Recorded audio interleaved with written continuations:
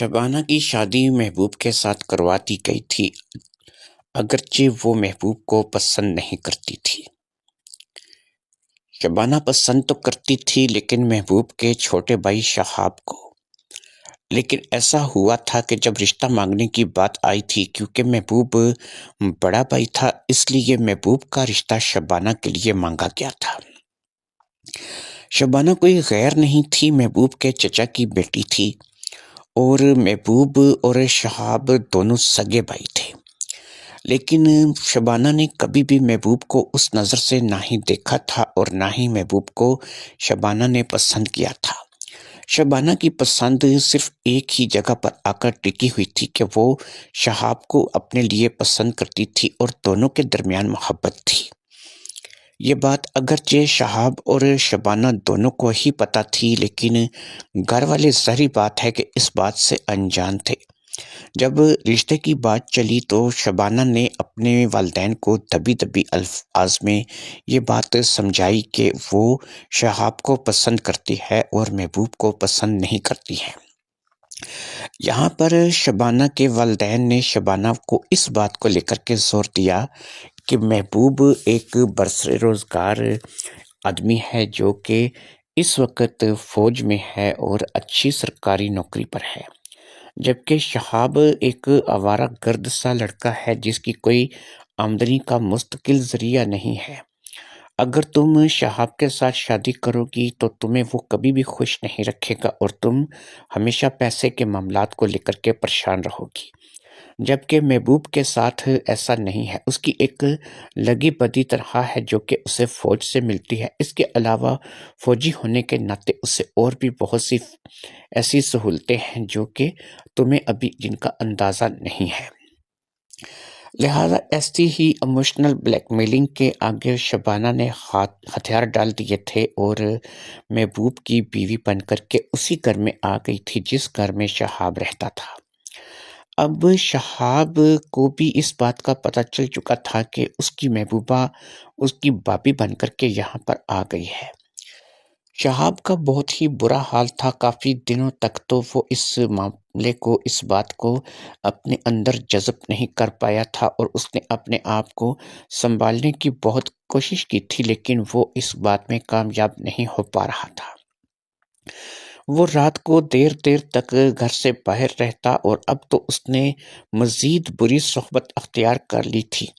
وہ کبھی کوئی نشہ کر کے آ جاتا، کبھی شراب پی کر کے آ جاتا۔ اسی طریقے سے وہ آدھی آدھی رات کو گھر میں واپس آتا۔ اس کے گھر والے اس کی ان عادتوں کو پسند نہیں کر رہے تھے، لیکن وہ ایک بات جانتے تھے کہ یہ شہاب ایسا نہیں تھا۔ ٹھیک ہے کہ اس کی تھوڑی سوسائٹی غلط تھی، اس کا غلط لوگوں میں اٹھنا بیٹھنا تھا، لیکن جب سے یہ محبوب کی شادی ہوئی تھی تب سے شہاب کچھ ضرورت سے زیادہ ہی بگڑ گیا تھا۔ گھر کے افراد کو اس بات کا علم نہیں تھا کہ وہ شبانہ کو پسند کرتا تھا اور شبانہ کے ساتھ شادی کرنا چاہتا تھا، اور جب سے شبانہ کی شادی محبوب کے ساتھ ہوئی تھی اس وقت سے شہاب نے ایسا رویہ اختیار کر لیا تھا۔ گھر والے اگر اس بات کو جانتے بھی تو شاید یہ گھر والے بھی یہی فیصلہ کرتے کہ محبوب ہی شبانہ کے لیے ایک بہتر شوہر ہے، کیونکہ محبوب ایک ایسا انسان تھا جو کہ برسر روزگار تھا اور فوج میں ایک اچھے عہدے پر فائز تھا۔ وہ فوج میں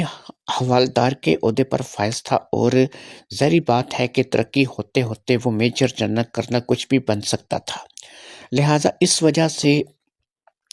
سب ہی محبوب کو ہی پسند کرتے تھے، اور محبوب کو کیونکہ وہ برسر روزگار تھا اسی وجہ سے اس کی شادی بھی کروا دی گئی تھی۔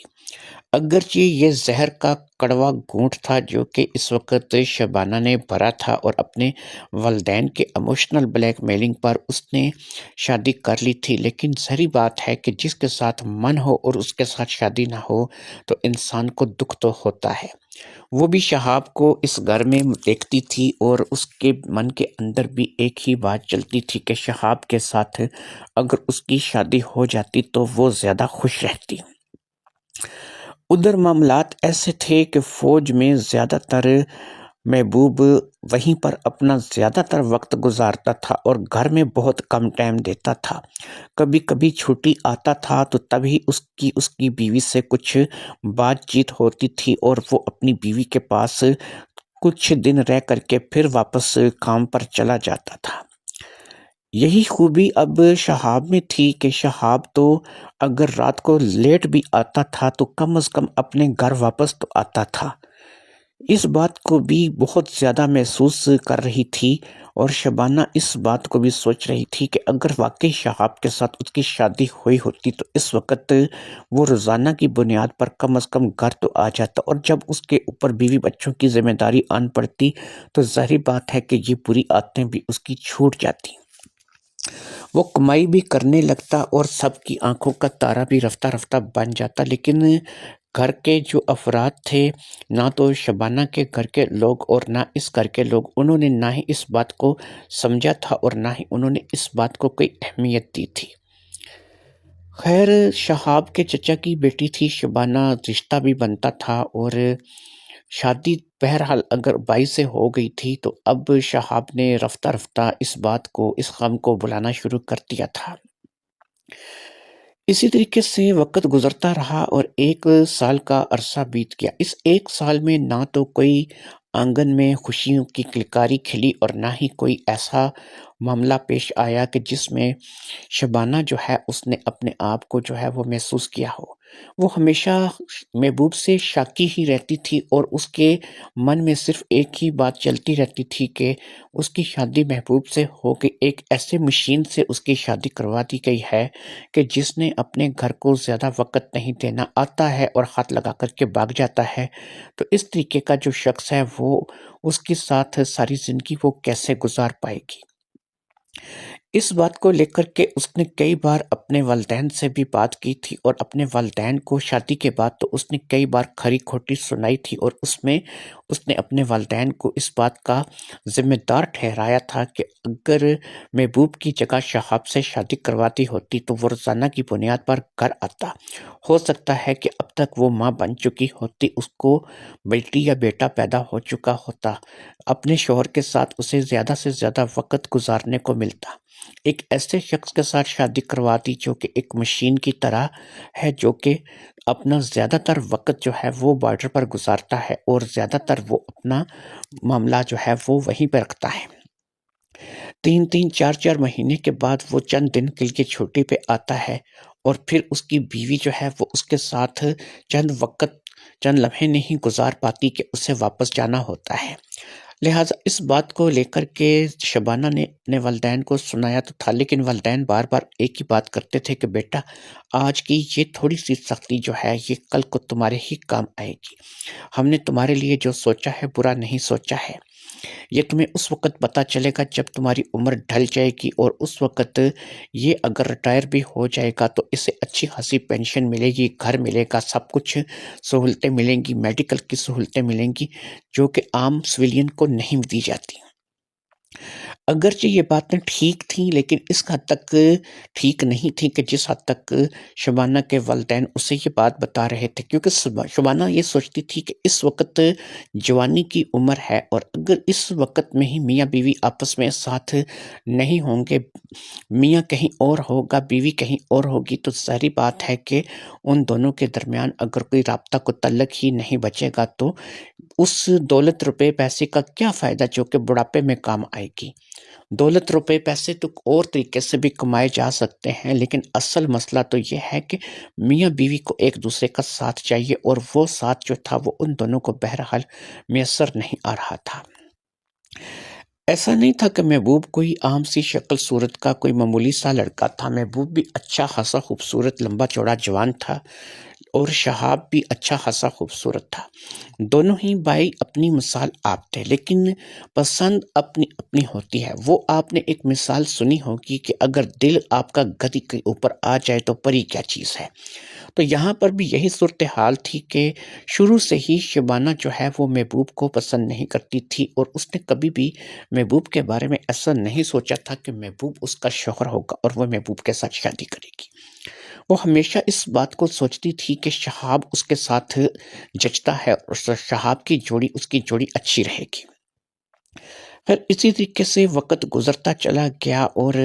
نہ ہی کوئی آنگن میں کلکاری کھلی اور نہ ہی کوئی بیٹی بیٹا ہوا، اور اس شادی کو 3 سال گزر گئے۔ 3 سال کے بعد ایک جنگ میں اب محبوب کو جانا پڑ گیا، اور یہ جنگ آپ کو شاید یاد ہوگا کہ کارگل وار تھی، اور کارگل وار کے لیے محبوب کو جو ہے وہ وہاں پر کارگل میں بھیج دیا گیا۔ کارگل دول کا یہ واقعہ ہے جو کہ آپ کو سنایا جا رہا ہے، اور یہ ایک جگ بیتی کہانی ہے جو کہ آپ کو سنائی جا رہی ہے۔ محبوب کارگل میں چلا گیا، اور پھر محبوب کے ساتھ رابطہ گھر والوں کا بہت ہی کم ہوتا تھا۔ کبھی کبھار محبوب کا کوئی فون آ جاتا تھا تو ظاہری بات ہے کہ شبانہ یا پھر گھر کے باقی کے جو افراد تھے وہ فون کو سن لیتے تھے۔ ان کو بس ایک چیز کی تسلی تھی کہ ان کا بیٹا فوج میں ہے اور بارڈر پر دشمن کے خلاف جنگ لڑ رہا ہے۔ لہٰذا اس تمام بات کو لے کر کے وہ لوگ تھوڑے مطمئن بھی تھے کہ چلو ایک ایسی فیلڈ میں ان کا بیٹا گیا ہے کہ وہ لوگ بارڈروں پر جاگتے اور پہرا دیتے ہیں تو عوام سکون سے سوتی ہے۔ اس بات کو لے کر کے ان لوگوں کے اندر ایک فخر تھا کہ ہمارا بیٹا فوج میں ہے۔ یہاں پر یہ ہوا کہ جب کارگل وار میں وہ لڑکا گیا، یعنی کہ محبوب گیا، وہاں سے اس کی کوئی بھی خبر جو تھی وہ کافی دنوں تک نہیں ملی۔ تو اب گھر والوں کو تھوڑی پریشانی ہوئی، کیونکہ نہ تو اس کا فون مل رہا تھا اور نہ ہی اس کے ساتھ کسی قسم کی کوئی رابطہ ہو پا رہا تھا۔ اس پریشانی کے چلتے محبوب کے والد صاحب، جن کا نام قدیر خان تھا، جو کہ خود بھی ایک ریٹائر فوجی تھے، انہوں نے خود جا کر کے اس بارے میں معلوم کرنے کا فیصلہ کیا۔ قدیر صاحب جب وہاں پر گئے اور انہوں نے جا کر کے معلوم کیا کہ فوجی چھاونی میں جا کر کے معلوم کیا کہ میرا بیٹا محبوب اتنے دنوں سے ہمارے رابطے میں نہیں ہے اور وہ کارگل وار میں گیا تھا، تو اب تک اس کی کوئی اطلاع نہیں آئی ہے۔ تو وہاں پر سے پتہ لگا کہ بہت سے ایسے لوگ ہیں کہ جن کی اطلاع ابھی تک نہیں آئی ہے، اور دشمن کے خلاف محاذ پر وہ لوگ جو ہے وہ آگے بڑھ رہے ہیں، اور کارگل وار میں وہ لوگ دشمن کے خلاف کام کر رہے ہیں۔ بہت سے فوجی ایسے تھے کہ جن کے بارے میں کچھ پتہ نہیں چل رہا تھا، کیونکہ بہت سی چھاونیوں پر حملے کیے گئے تھے،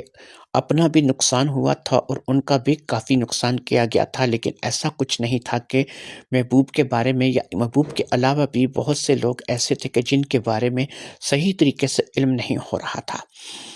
بہرحال انہیں بتایا گیا تھا قدیر صاحب کو کہ جیسے ہی باقی فوجیوں سے اور محبوب سے رابطہ ہوگا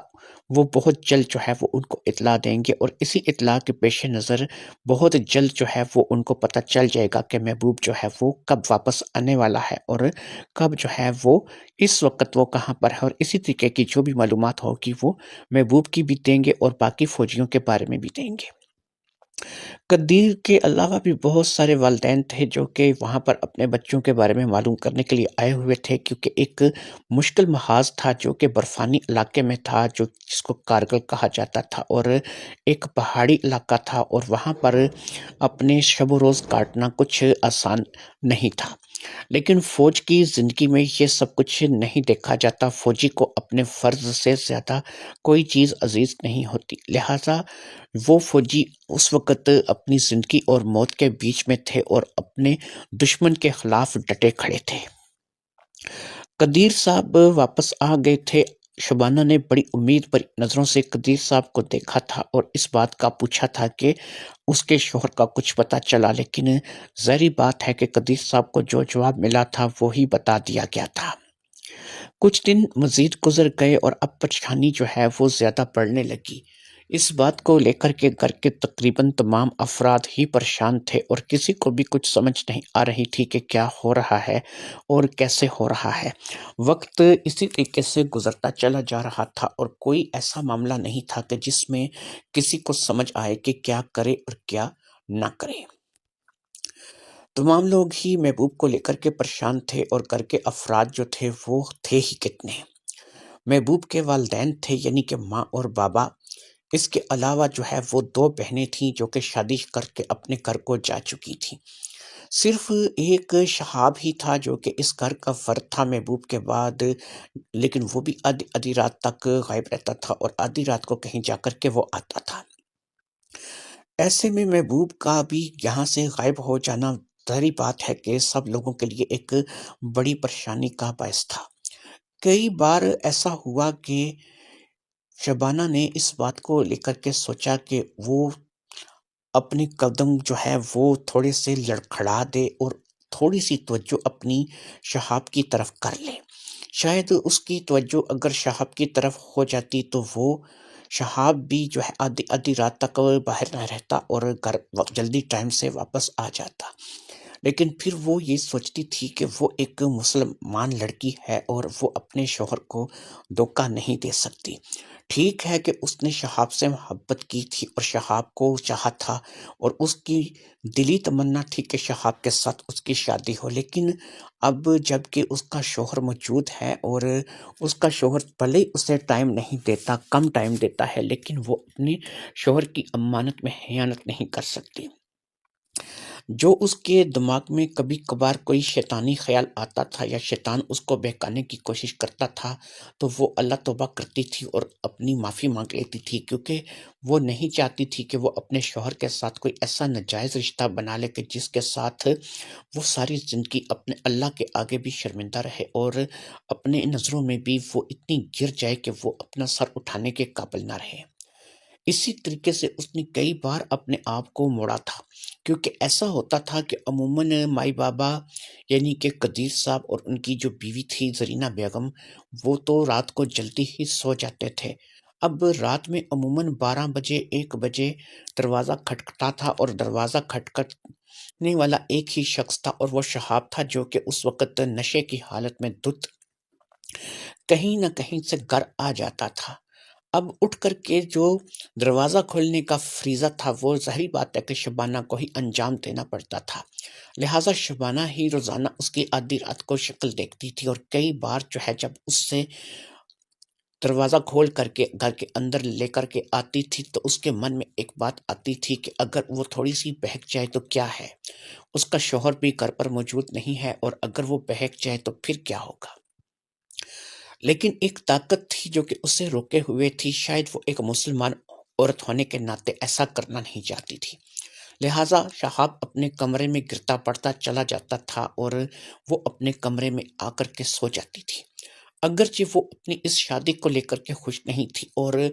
وہ اکیلے میں آنسو بہاتی رہتی تھی۔ یہ آنسو اس بات کے لیے نہیں تھے کہ اس کی شادی محبوب سے ہو گئی تھی، چلو اس نے تو محبوب کو شوہر کے طور پر قبول کر ہی لیا تھا، یہ آنسو اس بات کے لیے تھی کہ وہ ایک نوجوان لڑکی تھی اور اس کی بہت سی خواہشات تھیں جو کہ ظاہری بات ہے کہ شوہر کی موجودگی کے بغیر پوری نہیں ہو سکتی تھی، اور شوہر تھا کہ اسے اپنا کام اس قدر عزیز تھا کہ وہ اپنے کام کا ہو کر کے رہ گیا تھا۔ یہی وجہ تھی کہ وہ کبھی کبھی بہک جاتی تھی لیکن جلد ہی اپنے آپ کو ذہنی طور پر سنبھال لیتی تھی۔ دن گزرتے گئے اور کچھ بھی خبر جو تھی وہ محبوب کی نہیں آ رہی تھی۔ کافی دن کے بعد ایک فوجی جو ہے وہ گھر پر آیا، اس نے دروازے پر دستک دی اور دروازے پر دستک کی جواب میں قدیر صاحب نے اٹھ کر کے دروازہ کھولا۔ قدیر صاحب اگرچہ دروازہ بہت کم کھولتے تھے لیکن اس روز انہوں نے ہی دروازہ کھولا تھا۔ جیسے ہی قدیر صاحب نے دروازہ کھولا، سامنے ایک فوجی جوان کھڑا تھا۔ اس نے قدیر صاحب کو سلوٹ کیا، کیونکہ بہرحال وہ بھی ریٹائر ہی صحیح لیکن فوجی تھے۔ اب سلوٹ کرنے کے بعد اس شخص نے کہا، سر میں آپ کے پاس ایک بہت ہی عجیب خبر لے کر کے آیا ہوں۔ محبوب کے بارے میں کچھ بھی اطلاع نہیں ملی ہے اور جس بٹالین میں وہ تھا اس بٹالین کے بہت سارے لوگوں کے بارے میں یہ اطلاع آئی ہے کہ وہ دشمن کی چھاؤنی پر حملہ کرتے ہوئے شہید ہو گئے ہیں۔ اس لیے ہمیں ایسا لگتا ہے، ہمیں کوئی کنفرم خبر نہیں ہے لیکن کیونکہ ہمیں محبوب کا جسم نہیں ملا ہے، اگر اس کا جسم مل جاتا تو ہم اس بات کو پورے گارنٹی کے ساتھ، پورے وثوق کے ساتھ کہہ سکتے تھے کہ وہ شہید ہو گیا ہے، لیکن جب تک اس کا جسم نہیں ملا ہے ہم اسے شہید بھی نہیں مان سکتے، لیکن ہم اسے زندہ میں بھی شمار نہیں کر سکتے۔ لہٰذا آپ کو یہ اطلاع دینے کے لیے آئے ہیں کہ جس بٹالین کے ساتھ تھا، جس فوجی چھاونی پر اس نے حملہ کیا تھا، تقریباً تمام ہی پاکستانی فوجی وہاں پر شہید ہو گئے ہیں، اور اب ان کی شہادت کی ایک ایک کر کے خبر ان کے گھر والوں کو دی جا رہی ہے۔ کیونکہ آپ کے بیٹے کا جسم نہیں ملا، اس لیے ہم اس بات کو 100% کنفرم نہیں کر سکتے کہ آپ کا بیٹا شہید ہو گیا ہے۔ لیکن بہرحال جتنے بھی لوگ اس بٹالین کے ساتھ گئے تھے ان میں سے کوئی بھی ایسا نہیں ہے کہ جو شہید نہ ہوا ہو، اس لیے تمام بچوں کے جسم واپس آ گئے ہیں۔ ان کے والدین ان کے جسم وصول کرنے کے لیے فوجی چھاونی آ چکے ہیں، اور آپ کے بچے کا نہ تو جسم ملا ہے اور نہ ہی اس کے بارے میں کوئی مصدقہ اطلاع ہے کہ وہ واقعی شہید ہو گیا ہے۔ یہ بات ایک فوجی نے ایک فوجی کو سنائی تھی، اور اس لیے ساری تفصیل سے بتا دی تھی کہ اسے پتا تھا کہ ایک فوجی اپنے بیٹے کی شہادت کی خبر کو بڑی ہندا پیشانی سے سنے گا اور اسے دکھ نہیں ہوگا۔ لہٰذا قدیر صاحب نے بھی دکھ نہیں کیا تھا، اس نے کہا تھا کہ ٹھیک ہے، جو اللہ کو منظور ہے وہ ہو گیا۔ یہ خبر سن کر کے وہ گھر کو پلٹے تو یہ خبر ظاہری بات ہے کہ گھر کے باقی افراد کے کانوں تک بھی پڑنی تھی، اور زیادہ دیر نہیں لگی کہ گھر میں پتہ چل گیا کہ ایسا حادثہ جو ہے وہ ہو چکا ہے۔ شبانہ اپنی جگہ رونے لگی، اور اسی طریقے سے محبوب کی ماں جو تھی وہ اپنی جگہ بیٹھ کر کے رونے لگی۔ صرف نہیں رو رہا تھا تو قدیر نہیں رو رہا تھا، کیونکہ وہ باپ بھی تھا اور فوجی بھی تھا، لہٰذا وہ رو نہیں رہا تھا، لیکن باقی لوگ رو رہے تھے۔ جلد ہی شبانہ کے گھر میں، یعنی کہ قدیر کے بھائی کے گھر میں بھی اس بات کی اطلاع ہو گئی، اور وہ بھی لوگ چلے آئے۔ ایسا مان لیا گیا تھا کہ وہ شہید ہو گیا ہے، اور اس کی شہادت کی خبر جو ہے وہ فوجی چھاونی کے ذریعے سے آئی ہے۔ یہ علیحدہ بات ہے کہ اس کا جسم جو ہے وہ نہیں ملا ہے۔ لہٰذا اس بات کو لے کر کے اب تمام لوگ جو تھے وہ اس بات کو مان کے چل رہے تھے کہ محبوب جو ہے وہ اس بٹالین میں شمار تھا کہ جس کے سارے ہی جوان شہید ہوئے ہیں، اور انہوں نے دشمن کی چھاونی پر حملہ کیا تھا، اس لیے محبوب کے بچنے کا بھی امکان نہیں تھا، اور یہی مان لیا گیا تھا کہ محبوب جو ہے وہ شہید ہو گیا ہے۔ لہٰذا محبوب کی شہادت کی خبر اب گھر آ چکی تھی، اور شبانہ تو بیوہ ہو چکی تھی۔ کوئی بچی بچہ بھی نہیں تھا، 3 ساڑھے 3 سال شادی کو ہو گئے تھے، اور یہ 3 ساڑھے 3 سال صرف روتے پیٹتے ہی گزر گئے تھے، اور کوئی بھی ایسا نظام نہیں تھا کہ جس کو لے کر کے شبانہ جو ہے وہ اپنے مستقبل کی کوئی امید رکھ سکتی۔ لہٰذا اس تمام صورتحال کے چلتے اب گھر کے سارے ہی افراد اس بات کو مان کے چلنے لگے کہ وہ شہید ہو گیا ہے۔ محبوب کی شہادت کی خبر مل چکی تھی، اور محبوب کی جسم کے بارے میں کوئی بھی اطلاع نہیں ملی، اور نہ ہی کبھی محبوب جو ہے اس کے بعد گھر آیا۔ مہینے گزرنے لگے، دن گزرنے لگے، اور اسی طریقے سے تقریباً 1 سال کا عرصہ گزر گیا۔ اس 1 سال کے عرصے میں نہ تو محبوب کا کچھ پتہ چلا، نہ ہی محبوب گھر آیا، اور نہ ہی جو ہے کوئی اور معاملہ سمجھا۔ اب 1 سال کے بعد قدیر صاحب کے من میں ایک خیال آنے لگا، اور انہوں نے اس خیال کو لے کر کے اپنے بھائی سے بات کی۔ بھائی بھی اس بات پر آمادہ ہو گیا، لیکن اس نے ایک شرط رکھی۔ اس نے کہا کہ شرط یہ ہے کہ اگر شہاب اپنے آپ کو بدلے گا، آدھی رات تک گھر سے باہر نہیں رہے گا، اور کوئی کام دھندا کرے گا جس سے وہ اپنی بیوی کو کما کر کے کھلا سکے، تو تب ہی میں شبانہ کا رشتہ اس کے ساتھ کر سکوں گا۔ جب شہاب کے کانوں میں یہ بات پڑی، اور اسے ایسا پتہ لگا کہ اس کی بھابھی جو کہ اس کے بھائی کی بیوہ تھی، اس کے ساتھ اس کی شادی کی جا رہی ہے، اور اس کی شادی کی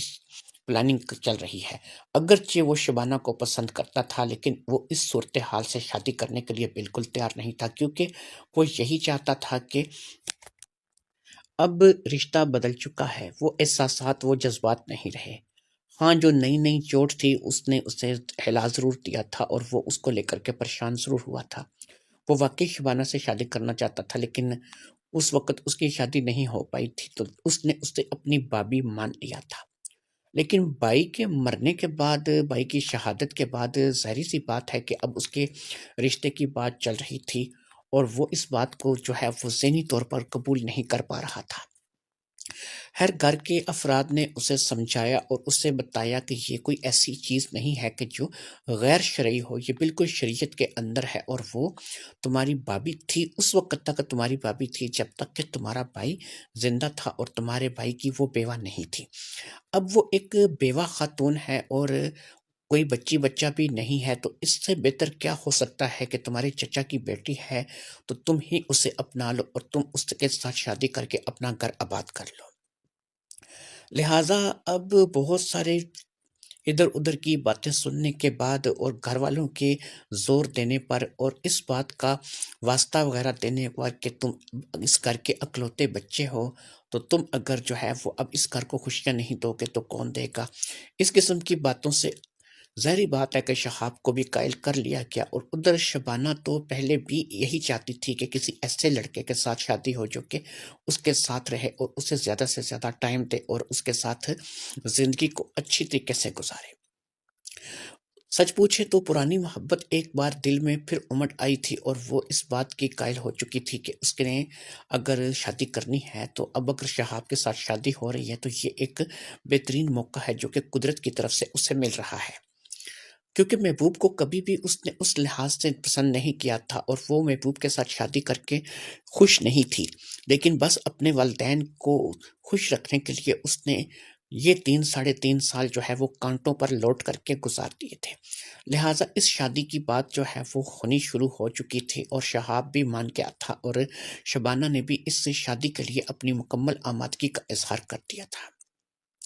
جب دونوں طرف سے ہی مکمل آمادگی کا اظہار ہو گیا تھا تو ظاہری بات ہے کہ اب یہ شادی ہونا کچھ زیادہ مشکل نہیں رہا تھا،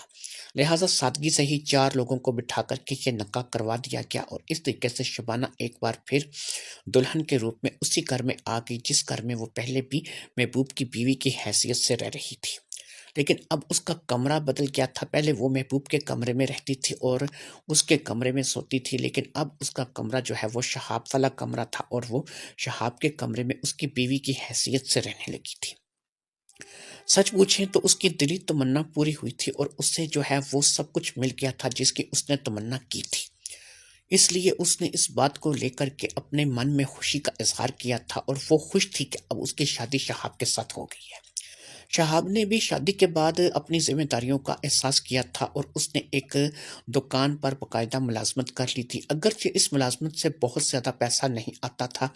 لیکن بہرحال گھر ان کا چل رہا تھا۔ قدیر صاحب کی پینشن بھی تھی جو کہ آ رہی تھی اور اسی طریقے سے ظاہری بات ہے کہ محبوب کا بھی اب کچھ نہ کچھ گورنمنٹ کی طرف سے انہیں ملنا تھا۔ اگر وہ شہید ہوا تھا تو تب بھی اس کے لیے بہت سی مراعات جو تھیں وہ ان کو ملنے والی تھی اور وہ جتنا بھی پیسہ تھا ظاہری بات ہے کہ اسی گھر میں آنے والا تھا، لہٰذا اس سے ان کے معاملات چل رہے تھے اور گھر کا نظام جو تھا وہ چلتا چلا جا رہا تھا۔ سب لوگ اپنی اپنی جگہ مطمئن ہو کر دوبارہ سے اپنی زندگی میں جٹ گئے تھے اور دوبارہ سے ان کی زندگی شروع ہو چکی تھی۔ شہاب کے ساتھ شبانہ ایک اچھی زندگی گزار رہی تھی اور اسی طریقے سے ان کے معاملات تھے جو کہ چلتے چلے جا رہے تھے۔ یہاں پر یہ بھی امید ہو چلی تھی کہ بہت جلد جو ہے وہ اللہ کوئی خوشخبری بھی اللہ کی طرف سے ہوگی اور یہ ماں بھی بن جائے گی، کیونکہ اب اس کا شوہر اس کے پاس تھا اور اسے پورا وقت دے رہا تھا، نہ تو وہ کسی فوجی محاذ پر تھا اور نہ ہی وہ کئی کئی مہینے باہر رہتا تھا۔ شہاب تو روزانہ کی بنیاد پر دکان پر جاتا تھا اور شام کو چھٹی کر کے گھر واپس آ جاتا تھا، اپنی بیوی کے لیے تحفے تحائف اور سب کچھ لے کر کے آتا تھا۔ بیوی بھی پوری ایمانداری کے ساتھ اس کے ساتھ چل رہی تھی اور دونوں کی شادی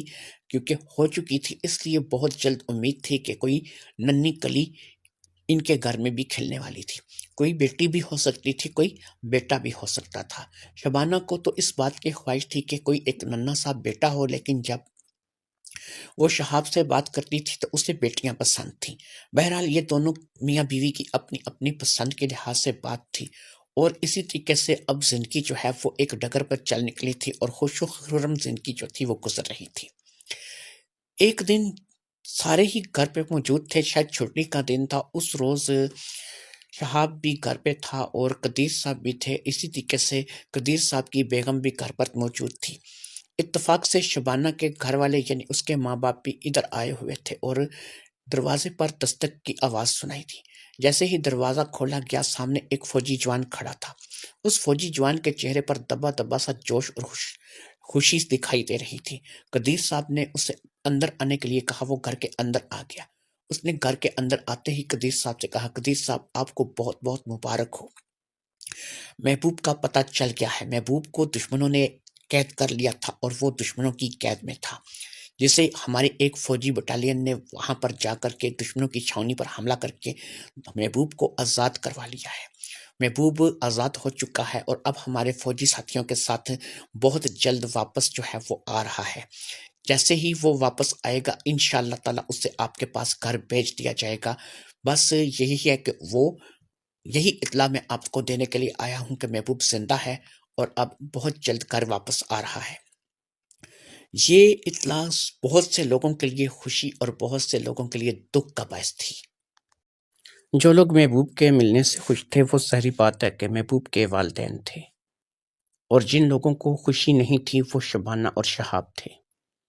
کیونکہ شہاب اور شبانہ کی تو زندگی اجڑنے والی تھی۔ اگر محبوب گھر میں آ گیا اور محبوب کے آنے پر ظاہری بات ہے کہ جو رشتہ شہاب اور شبانہ کا ہو چکا تھا اور جس رشتے کو وہ اب میاں بیوی کی حیثیت سے نبھا رہے تھے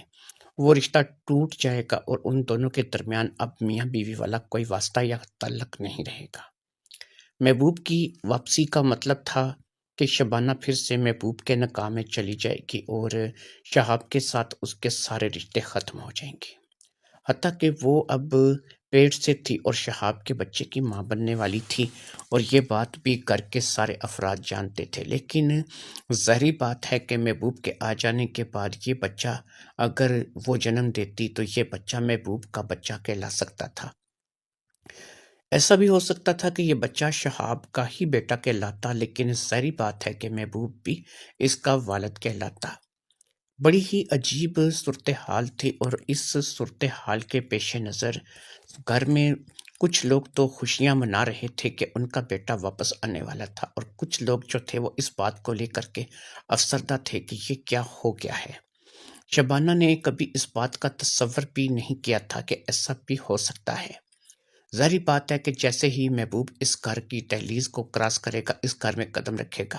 اس کا اور شبانہ کا آمنا سامنا ہوگا تو شہاب کے نکاح سے شبانہ خود بخود فارغ ہو جائے گی۔ شہاب کو طلاق وغیرہ کچھ بھی دینے کی ضرورت نہیں پڑے گی، خود بخود یہ نکاح ٹوٹ جائے گا اور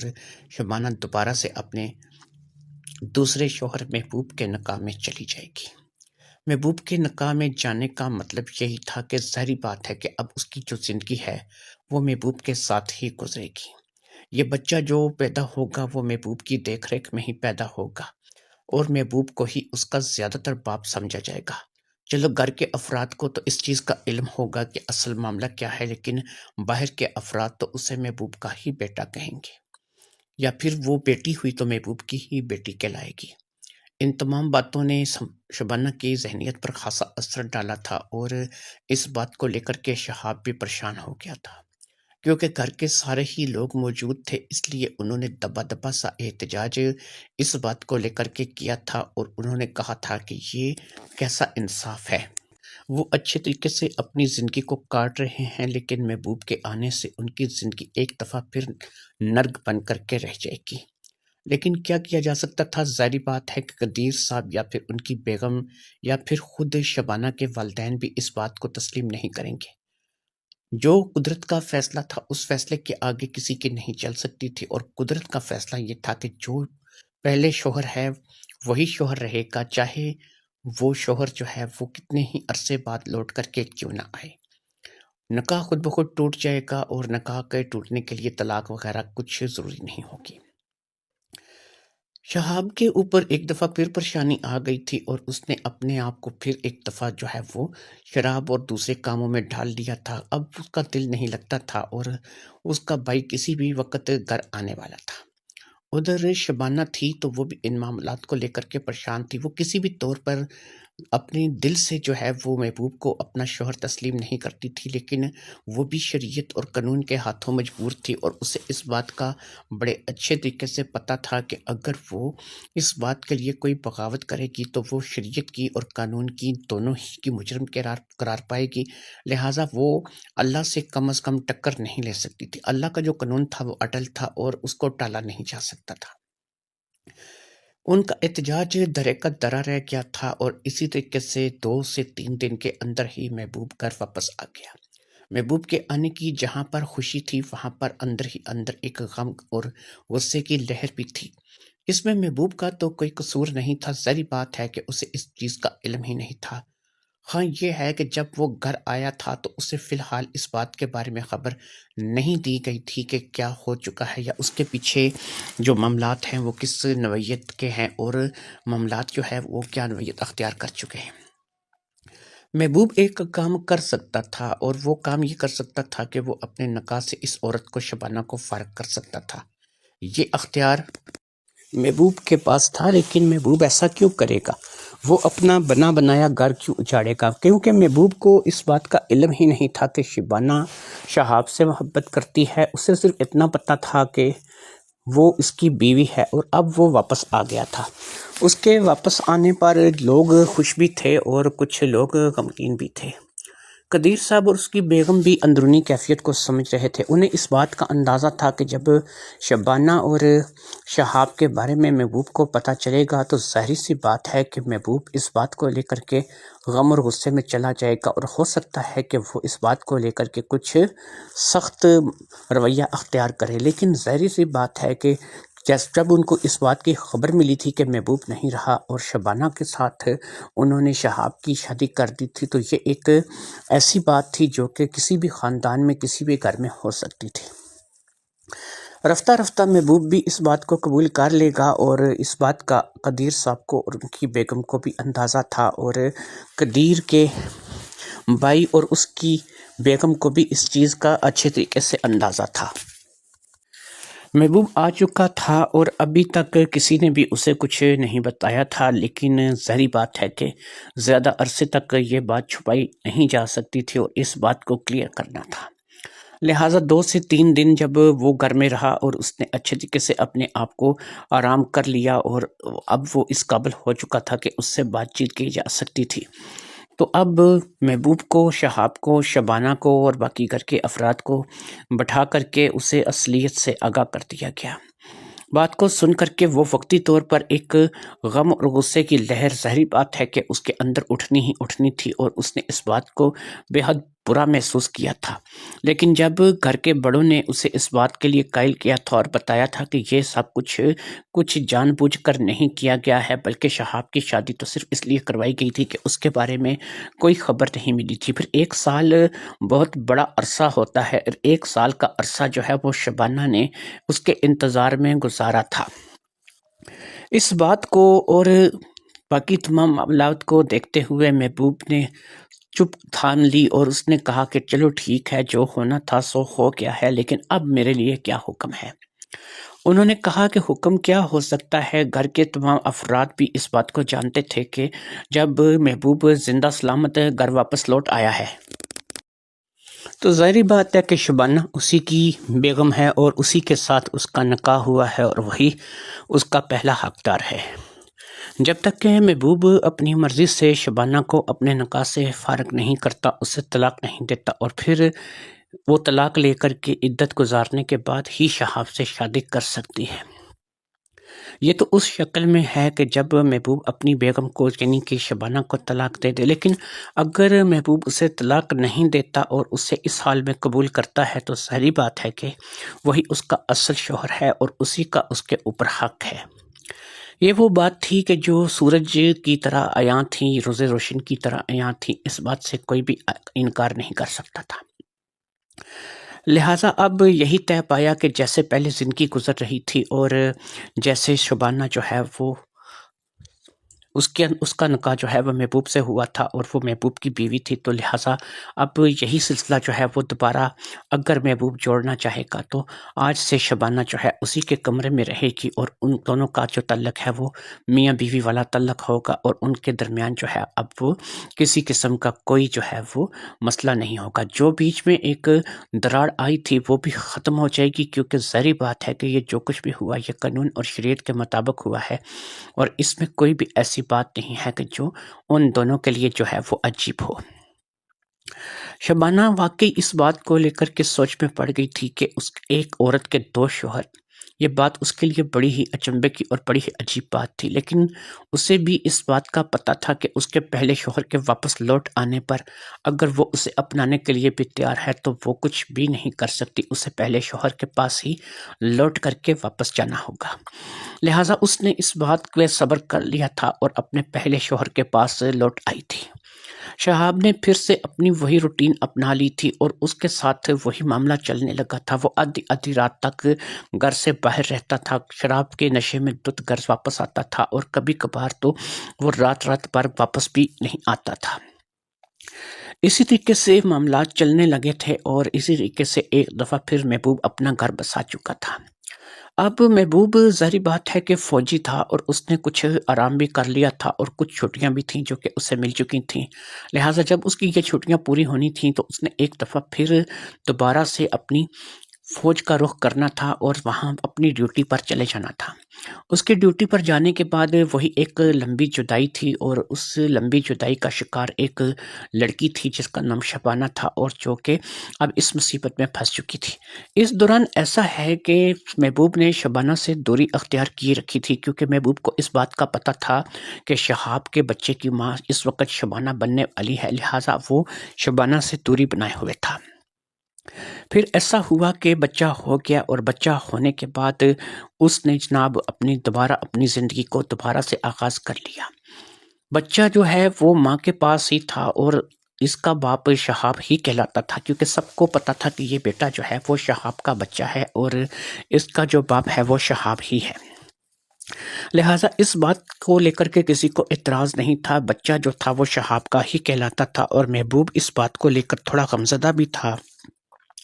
کہ اس کی شادی کو 3.5 سال کا عرصہ بیتا تھا لیکن وہ باپ نہیں بن پایا تھا، لیکن شہاب نے 1.5 سال میں ہی بچہ پیدا کر دیا تھا اور یہ لڑکی جو ہے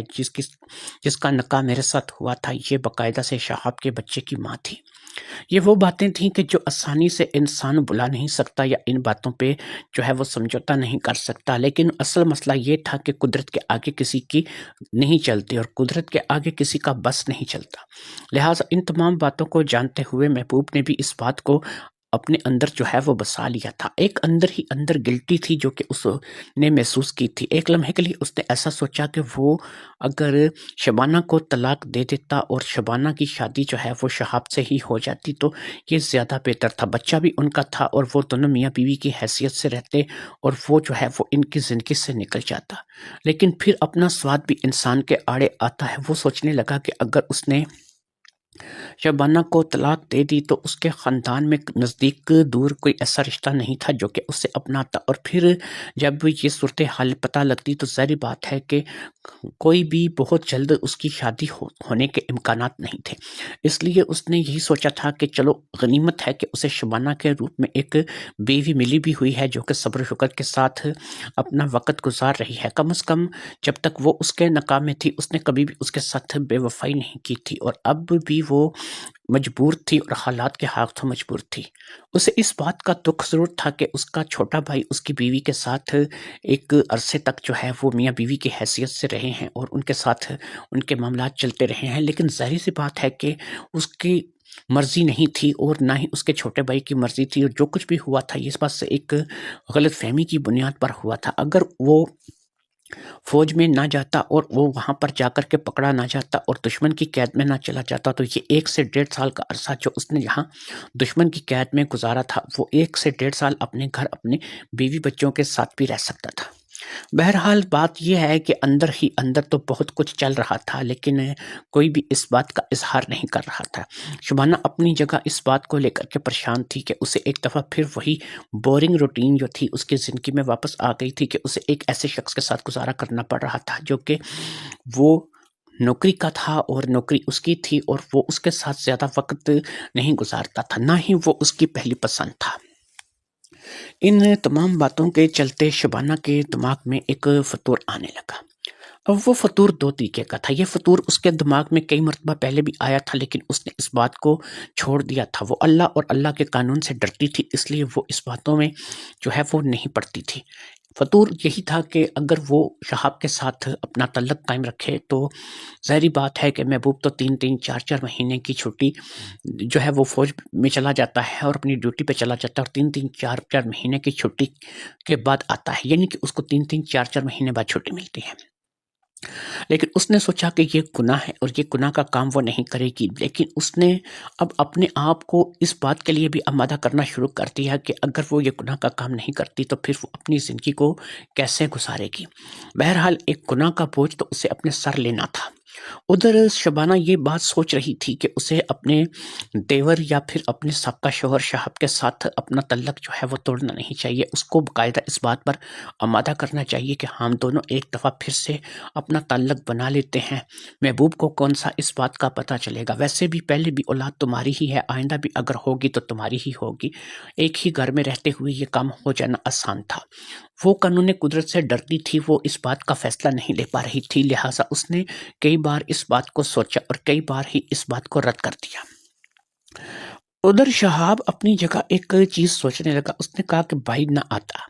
اگر بھائی واپس نہ آتا اور یہ ایسا ہی ہوتا کہ بھائی مر چکا ہے اور بھائی کے واپسی کا کوئی امکان نہیں ہے، تو میں اس لڑکی کے ساتھ جسے میں پسند کرتا تھا اور جو مجھے بھی پسند کرتی تھی اور ہمارا بچہ بھی ہونے والا تھا، تو ہم لوگ ایک اچھی زندگی جو ہے گزار رہے تھے۔ یہ سب کچھ تو بھائی کے آنے کے بعد خراب ہوا ہے، بھائی کے آنے سے ہی یہ سارے معاملات بگڑے ہیں، اور اگر بھائی نہ آتا تو پھر ہم لوگ جو ہے وہ ایک اچھی زندگی گزار رہے تھے۔ لہٰذا کیوں نہ ایسا کیا جائے کہ کسی طریقے سے بائی کو ہی راستے سے ہٹا دیا جائے۔ ظاہری بات ہے کہ جب بائی راستے سے ہٹ جائے گا تو پھر ایک دفعہ سے مجھے شبانہ مل جائے گی اور میں شبانہ کو اپنا لوں گا۔ یہ باتیں، یہ خرافات ادھر شہاب کے دماغ میں چل رہے تھے، اور ادھر شبانہ اس بات کو سوچ رہی تھی کہ اسے اپنے شوہر کو دھوکہ دینا چاہیے۔ دونوں ہی اپنی اپنی جگہ ایک چیز سوچ رہے تھے۔ ہر انسان کچھ نہ کچھ سوچتا ہے، سوچنے پہ پابندی نہیں لگائی جا سکتی، لیکن ظاہری بات ہے کہ ہوتا وہی ہے جو کہ اللہ کی ذات کو منظور ہوتا ہے۔ لہٰذا اب دوبارہ ڈیوٹی جوائن کر لی گئی تھی اور محبوب اپنی ڈیوٹی پہ چلا گیا تھا۔ شبانہ نے اپنے آپ کو بہت قائل کرنے کی کوشش کی تھی، لیکن وہ اللہ اور اللہ کے رسول سے بہت ڈرتی تھی۔ وہ باقاعدہ نماز بھی ادا کرتی تھی اور اللہ سے اپنے لیے جو ہے وہ معافی بھی مانگتی رہتی تھی۔ لہٰذا اس کا حوصلہ نہیں پڑ رہا تھا کہ وہ شہاب کو لے کر کے کوئی ایسا قدم اٹھائے کہ جس کے لیے وہ ساری زندگی کے لیے اپنے شوہر کی نظر میں بھی شرمندہ رہے اور اللہ کے قانون کی بھی خلاف ورزی کرے۔ لہٰذا اس نے اپنے آپ کو سمجھا بجھا کر کے ایک دفعہ پھر منا لیا تھا، اور وہ اس بات کے لیے راضی ہو گئی تھی کہ وہ اسی شوہر کے ساتھ، چاہے وہ اچھا ہے یا برا ہے، اپنا وقت کاٹے گی اور اس کے ساتھ کبھی اف تک نہیں کرے گی۔ وہ کبھی بھی اسے دھوکہ نہیں دے گی اور اپنی عصمت کو جو ہے وہ سر عام نیلام نہیں کرے گی، اور شہاب کے ساتھ اتنی ہی دوری بنائے رکھے گی جتنی اب قانون اور شریعت کے مطابق اس کی بنتی ہے۔ لہٰذا اس نے اپنے آپ کو سمجھا بجھا کر کے اس حد تک مطمئن کر لیا تھا، لیکن شہاب کے دماغ میں جو خرافات چل رہی تھی اس کے چلتے اس نے یہی سوچا تھا کہ وہ اپنے بھائی کے لیے کوئی ایسا انتظام کرے گا کہ اس کا بھائی جو ہے وہ اب اس کے راستے سے ہٹ جائے اور ایک دفعہ پھر اسے شبانہ مل جائے۔ اس کے لیے اس نے ایک کام سوچا تھا، اس نے یہ سوچا تھا کہ اگر میں اپنے بھائی کو کسی ایسے نشے پہ لگا دوں کہ جس نشے کے چلتے وہ اپنی جوانی، صحت اور زندگی جو ہے اس سے ہاتھ دھو بیٹھے، تو میں بہت جلد جو ہے وہ شبانہ کے ساتھ شادی کر سکوں گا۔ اس بات کے چلتے اس نے یہ فیصلہ کیا تھا کہ میں تو خود جو ہے وہ شراب وغیرہ کا نشہ کبھی کبھار کر لیتا ہوں اور کبھی کبھار دوستوں کے ساتھ بیٹھ کر کے کچھ اور قسم کے نشے بھی کرتا ہوں، لیکن اگر میں کوئی ایسا نشہ اپنے بھائی کو لگا دوں کہ جس کے چلتے میرا بھائی جو ہے وہ اس نشے کی اس قدر سنگینی کا شکار ہو جائے کہ وہ اس زہر کو پھانکتے پھانکتے اس دنیا سے چلا جائے اور مجھے میری محبت شبانہ مل جائے۔ یہ بات اگرچہ بہت ہی زیادہ غلط تھی اور اس بات کو لے کر کے کوئی بھی نہیں کہہ سکتا تھا کہ یہ ایک بات درست ہے، لیکن ظاہری سی بات ہے کہ اس وقت شہاب کے اندر ایک غم اور غصے کی لہر تھی جو کہ مسلسل جاری تھی۔ لہٰذا شہاب نے اس بات کا فیصلہ کر لیا تھا کہ وہ اب اپنے بھائی کے ساتھ کچھ ایسا ہی کرے گا۔ ایک لمحے کے لیے اس نے یہ بھی سوچا تھا کہ اسے کوئی نشہ یا کوئی ایسی چیز دینے کی ضرورت نہیں ہے، وہ یہ کر سکتا ہے کہ وہ اپنے بھائی کے لیے کچھ ایسی چیز، کوئی ایسا زہر یا کوئی ایسی چیز یا کوئی ایسا کام کرے کہ جس سے اس کا بھائی کسی نہ کسی طریقے سے اس کے راستے سے ہٹ جائے۔ یہ وہ خرافات تھیں جو کہ اس کے دماغ میں چل رہی تھیں، لیکن وہ ان خرافات کو لے کر کے ظاہری بات ہے کہ ابھی کوئی فیصلہ نہیں کر پا رہا تھا۔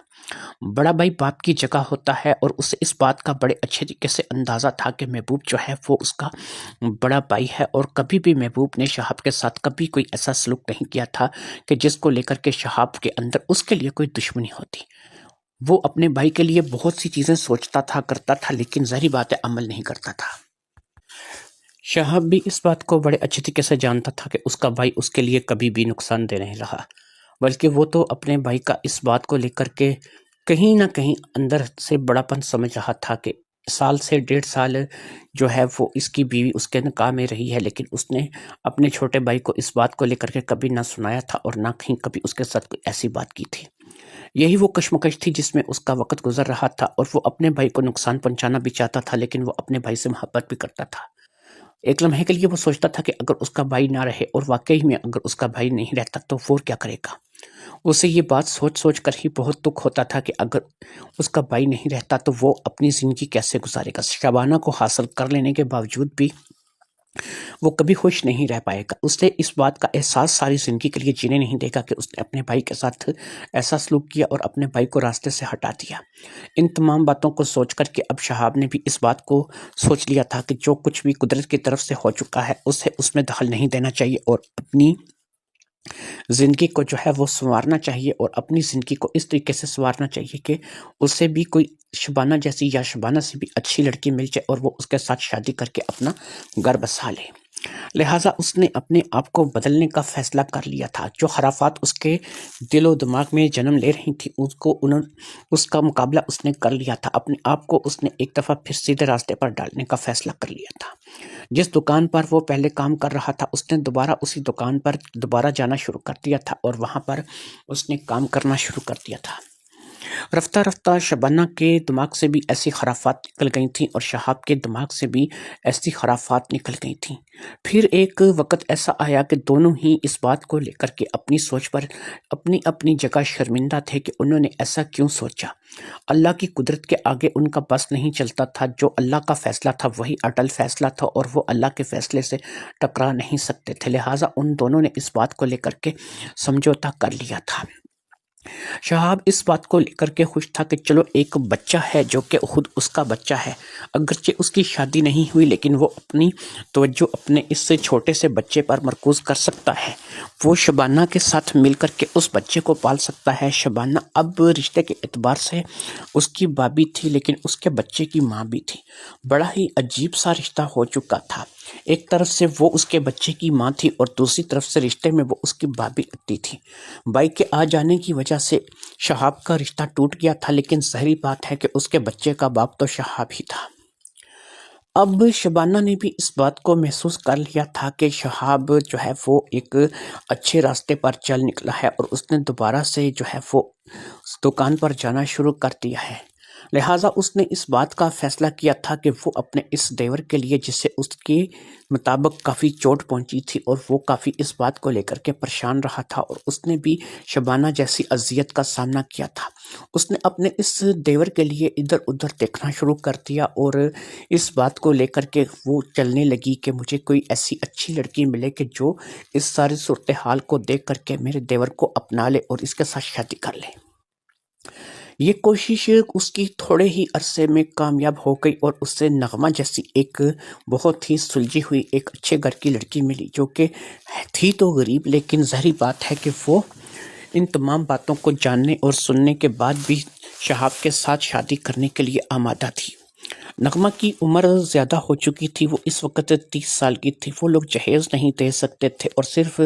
3 کپڑوں میں بچی کی شادی کر کے دے سکتے تھے، لہٰذا یہ شادی جو ہے وہ ہونی قرار پا گئی تھی، اور اس طریقے سے بابی نے اپنی کوششوں سے شہاب کی شادی کی طرف توجہ کرنی شروع کر دی، اور پھر شہاب ایک لڑکی کو بیاہ کر کے اپنے گھر لے آیا اور اس نے نغمہ کے ساتھ شادی کر لی۔ وہ گھر جو کبھی ٹوٹنے جا رہا تھا اور وہ گھر جو کبھی الجھن کا شکار ہو چکا تھا، اس گھر میں ایک دفعہ پھر سے خوشیاں لوٹ آئی تھیں۔ نغمہ کے آ جانے کے بعد اب جب نغمہ کو اس بات کا پتہ تھا کہ وہ شہاب کا بچہ ہے جس کی پرورش شبانہ کر رہی ہے، لہٰذا اب شبانہ سے بچے کی توجہ جو ہے وہ نغمہ پر بھی آ گئی تھی، اور نغمہ نے بھی مکمل توجہ کے ساتھ اس بچے کی پرورش میں حصہ لینا شروع کر دیا تھا۔ محبوب کو بھی کہیں اس بات کا احساس ہو چکا تھا کہ اسے زیادہ سے زیادہ ٹائم اپنی فیملی کو دینا چاہیے، کیونکہ وہ جب اس بات کو دیکھتا تھا کہ نغمہ کے بچے کے ساتھ محبت کرتی ہے، اور اب نغمہ بھی جو ہے وہ شہاب کی بیوی ہے اور وہ بہت جلد وہ بھی خوشخبری سنانے والی ہے، تو اس بات کو لے کر کے محبوب کو اندر ہی اندر اس بات کا دکھ ہوتا تھا کہ اگر میں اپنی فیملی کو زیادہ ٹائم دیتا تو ہو سکتا ہے کہ آج میں بھی کسی بچے یا بچی کا باپ ہوتا۔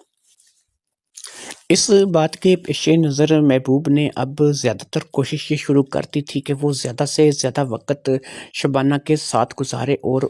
ان دونوں کا ازدواجی تعلق جو ہے وہ خوشگوار ہو، لہٰذا اب ان دونوں نے زیادہ تر وقت ایک دوسرے کے ساتھ گزارنا شروع کر دیا تھا، لیکن باوجود کوشش کے بھی کوئی اولاد نہیں تھی جو کہ ان دونوں کے ہاں ہو پا رہی تھی۔ شبانہ کو تو چلو اس بات کا ایک آسرا، ایک تسلی تھی کہ وہ اس بچے کی ماں تھی جس کا نام انہوں نے خضر رکھا تھا، خضر کی وہ ماں تھی، لہٰذا اب جو یہ لڑکی تھی نغمہ، یہ بھی اب شہاب کے ایک بچے کو جنم دینے جا رہی تھی، جبکہ محبوب کو تو نہ باپ بننا تھا اور نہ ہی محبوب باپ بن پا رہا تھا، باوجود اس کے کہ اس نے اپنی بیوی کا اچھے طریقے سے اب خیال رکھنا شروع کر دیا تھا، لیکن شاید محبوب کے قسمت میں باپ بننا نہیں لکھا تھا۔ یہاں پہنچ کر محبوب کے دماغ میں ایک بات آئی کہ اسے اپنا میڈیکل چیک اپ کرانا چاہیے، اور میڈیکل چیک اپ کے بعد جو ہے وہ اس بات کا فیصلہ کرے گا کہ وہ باپ بن سکتا ہے یا نہیں۔ لہٰذا اس نے اپنا میڈیکل چیک اپ کرانے کا فیصلہ کر لیا۔ جب محبوب نے اپنا میڈیکل چیک اپ کرایا اور اس کی رپورٹ آئی تو اس میں یہ واضح لکھا تھا کہ اس کے ایسے بہت کم اثرات ہیں کہ وہ کبھی کسی بچے کا باپ بن سکے گا۔ قدرت کی طرف سے یہ اس کو ایک ایسی چیز تھی کہ جس کا وہ کچھ مقابلہ نہیں کر سکتا تھا، کیونکہ یہ جو بھی تھا وہ قدرت کی طرف سے تھا، یعنی اسے اس بات کا صاف طور پر پتہ چل گیا تھا کہ اس کے باپ بننے کے امکانات بہت کم ہیں۔ اگرچہ اسے اس بات کا پتہ چل چکا تھا، لیکن ظاہری بات ہے کہ اس بات کا ذکر وہ شبانہ کے ساتھ نہیں کر سکتا تھا۔ اب اس نے بھی خضر پر ہی توجہ مرکوز کر دی تھی اور اسے بھی اپنا بیٹا سمجھنے لگا تھا، کیونکہ بہرحال وہ بھی شبانہ کی کوکھ سے جنم لیا ایک بچہ تھا جسے ظاہری بات ہے کہ شبانہ نے جنم لیا تھا۔ جتنا حق شہاب کا یا شبانہ کا اس پر تھا، اتنا ہی حق محبوب کا بھی ان پر تھا، لہٰذا اس نے خضر کو ہی اپنا بچہ سمجھ کر کے اس کی پرورش پر توجہ کرنی شروع کر دی تھی۔ خضر اب گھر بھر کی آنکھ کا تارا ہو چکا تھا، اور پھر اسی طریقے سے نغمہ نے بھی ایک بہت ہی خوبصورت سی بچی کو جنم دیا جس کا نام فضا رکھا گیا، اور پھر فضا اور خضر نے اس گھر کو، اس فیملی کو مکمل کر دیا۔ دونوں ہی بچے اس گھر میں پرورش پانے لگے۔ محبوب کو اس بات کی صدا سے جو ہے وہ اندر ہی اندر دکھ تھا کہ وہ اب کبھی بھی باپ نہیں بن سکتا،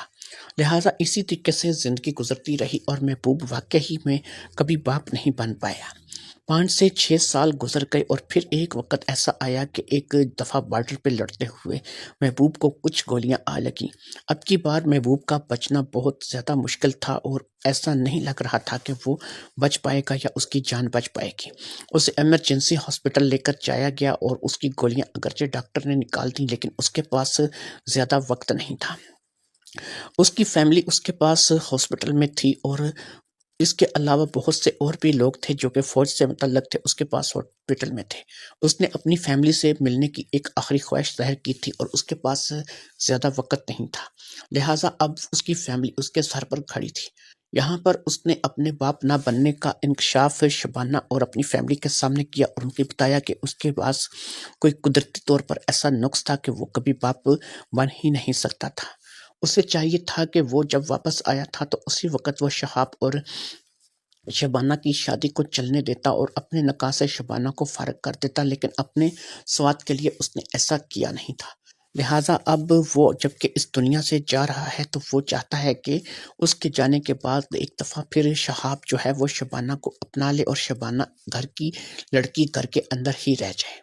اس کی زندگی جو ہے وہ ختم ہونے والی تھی، لیکن اس کی آخری وصیت یہی تھی کہ اس کے مرنے کے بعد شبانہ شہاب کے ساتھ شادی کر لے اور اپنا گھر بسا لے۔ شبانہ اور شہاب اب بھی من ہی من ایک دوسرے کو پسند کرتے تھے، اور اس بات کی رضامندی نغمہ سے بھی مرتے مرتے اس نے لے لی تھی۔ اس لیے نغمہ بھی ایک مرتے ہوئے انسان کے ساتھ وعدہ کر گئی تھی، اور اس نے بھی اس بات کے لیے آمادگی کا اظہار کر دیا تھا کہ اگر محبوب نہیں رہے گا تو وہ اس کی آخری خواہش کو پورا کرے گی اور شہاب کی شادی ایک دفعہ پھر شبانہ سے کروا دے گی۔ لہٰذا محبوب چلا گیا اور شہاب کی شادی ایک دفعہ پھر عدت گزرنے کے بعد شبانہ سے کروا دی گئی۔ محبوب نے تو کبھی باپ بننا نہیں تھا، لیکن ظاہری بات ہے کہ شہاب تو باپ بن سکتا تھا، اس لیے اب شبانہ کے ساتھ اس کی شادی ہو چکی تھی۔ نغمہ اور شبانہ دونوں ہی شہاب کے ساتھ اچھے طریقے سے خوش تھیں اور دونوں ہی اس گھر میں رہ رہی تھیں۔ گھر کا بڑا بیٹا چلا گیا تھا، لیکن کسی کے من پر بوجھ نہیں تھا، نہ ہی شبانہ کے من پہ اوپر بوجھ تھا کہ اس نے کوئی ایسی خرافات کی کہ جس سے اس کا شوہر کیا، اور نہ ہی شہاب کے من پہ کوئی بوجھ تھا کہ اس نے کچھ ایسا کیا کہ جس سے اس کا بھائی چلا گیا۔ اب اس کے بھائی کو جو بھی ہوا تھا وہ قدرتی طور پر ہوا تھا، اور اس میں ان دونوں کا کوئی قصور نہیں تھا۔ بہرحال اب انہوں نے اپنی زندگی کو آگے بڑھانے کا فیصلہ کر لیا تھا، اور سبھی اپنی زندگی میں خوش تھے۔ رفتہ رفتہ سب اپنی زندگی کی طرف لوٹ آئے تھے، اور اسی طریقے سے ان کے معاملات چلنے لگے تھے۔ دوستو، آپ کو یہ کہانی میں نے سنا دی ہے۔ آپ کو میں نے یہ جو کہانی سنائی ہے یہ ایک معاشرتی اعتبار سے ایسی کہانی ہے، آپ کو ہو سکتا ہے بہت سی چیزوں کا علم نہ ہو کہ جب کوئی انسان دنیا سے چلا جاتا ہے یا پھر اس کے بارے میں ایسا پتہ چلتا ہے کہ اب وہ نہیں رہا، تو اس کے کسی رشتہ دار عزیز کی اگر اس کی بیوی کے ساتھ شادی کروا دی جائے، اگر وہ انسان زندہ واپس آ جائے، تو وہ جو شادی ہوئی ہوتی ہے اس کا نکاح ٹوٹ جاتا ہے، چاہے اس کے 3-4 بچے کیوں نہ ہو چکے ہوں۔ نکاح وہی رہے گا جو کہ اس کا پہلے شوہر کے ساتھ تھا۔ یہ بات جو ہے یہ اسلامی قانون کے مطابق ہے، اور اللہ کے رسول کا حکم ہے، اس لیے ہم اسے ٹال نہیں سکتے۔ امید ہے کہ آپ کو یہ کہانی پسند آئی ہوگی۔ اس کہانی کا اچھا فیڈ بیک دیجیے گا، کمنٹ کیجیے گا، اپنی رائے سے ضرور آگاہ کیجیے گا۔ ایسے ہی سماجی مدعے انشاءاللہ آپ کے سامنے پیش کرتے رہیں گے۔ اللہ حافظ۔